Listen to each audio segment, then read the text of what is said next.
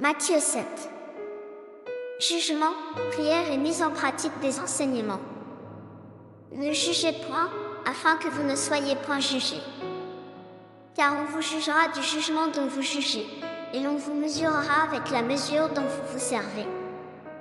Pourquoi vois-tu la paille qui est dans l'œil de ton frère, et n'aperçois-tu pas la poutre qui est dans ton œil? Ou comment peux-tu dire à ton frère, laisse-moi ôter une paille de ton œil, toi qui as une poutre dans le tien? Hypocrite, ôte premièrement la poutre de ton œil, et alors tu verras comment ôter la paille de l'œil de ton frère. Ne donnez pas les choses saintes aux chiens, et ne jetez pas vos perles devant les pourceaux, de peur qu'ils ne les foulent aux pieds, ne se retournent et ne vous déchirent. Prière et persévérance. Demandez, et l'on vous donnera, cherchez, et vous trouverez, frappez, et l'on vous ouvrira.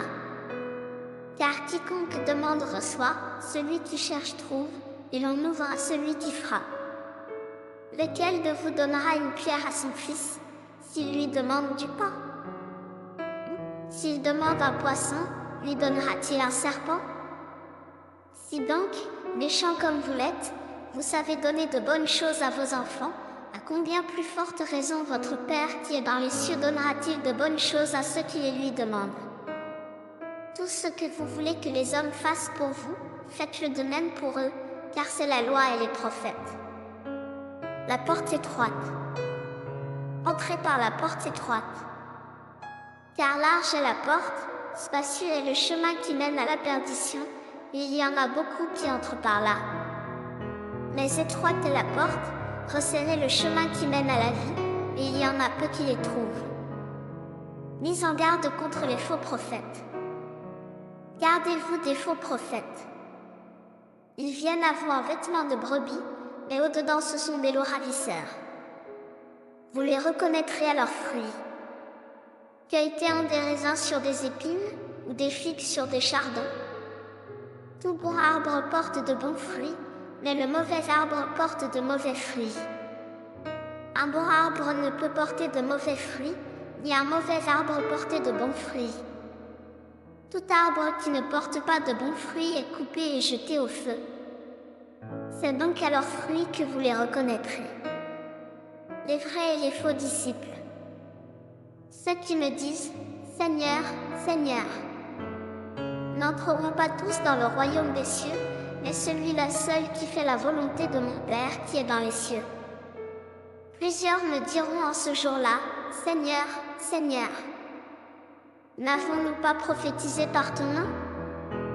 N'avons-nous pas chassé des démons par ton nom? Et n'avons-nous pas fait beaucoup de miracles par ton nom? Alors je leur dirai ouvertement, je ne vous ai jamais connu, retirez-vous de moi, vous qui commettez l'iniquité. La maison sur le roc. C'est pourquoi, quiconque entend ces paroles que je dis et les met en pratique, sera semblable à un homme prudent qui a bâti sa maison sur le roc. La pluie est tombée, les torrents sont venus, les vents ont soufflé et se sont jetés contre cette maison. Elle n'est point tombée, parce qu'elle était fondée sur le roc. Mais quiconque entend ces paroles que je dis, et ne les met pas en pratique, sera semblable à un homme insensé qui a bâti sa maison sur le sable. La pluie est tombée, les torrents sont venus, les vents ont soufflé et ont battu cette maison. Elle est tombée, et sa ruine a été grande. Après que Jésus eut achevé ses discours, la foule fut frappée de sa doctrine. Car il enseignait comme ayant autorité, et non pas comme leurs scribes.